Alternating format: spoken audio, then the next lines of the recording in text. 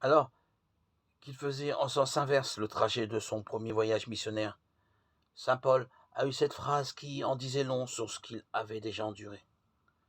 Il nous faut passer par bien des épreuves pour entrer dans le royaume de Dieu, acte 14, 22. Et l'avenir lui a donné amplement raison.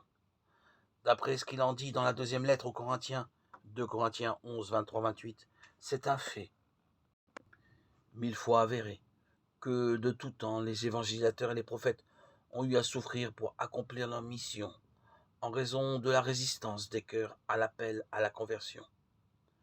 Jésus lui-même en avait clairement averti ses disciples. On vous livrera aux tribunaux et aux synagogues, on vous frappera, on vous traduira devant des gouverneurs et des rois à cause de moi. Marc 13, 9, Marc 10, 30. Et saint Luc a retenu l'image des agneaux. Voici que je vous envoie comme des agneaux au milieu des loups. Luc 10, 3. Ce genre d'avertissement ne risque-t-il pas de dissuader les candidats?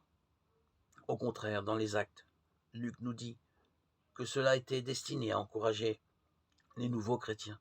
Paul et Barnabé affermissaient le courage des disciples et les exhortaient à persévérer dans la foi en disant « Il nous faut passer par bien des épreuves ». Jésus s'en était expliqué. Je vous parle ainsi pour que vous ne soyez pas scandalisés. On vous exclura des assemblées, bien plus. L'heure vient où tous ceux qui vous tueront s'imagineront qu'ils rendent un culte à Dieu. Voici pourquoi je vous dis cela. Quand l'heure sera venue, vous vous souviendrez que je vous l'avais dit. Jean 16, 1, 4.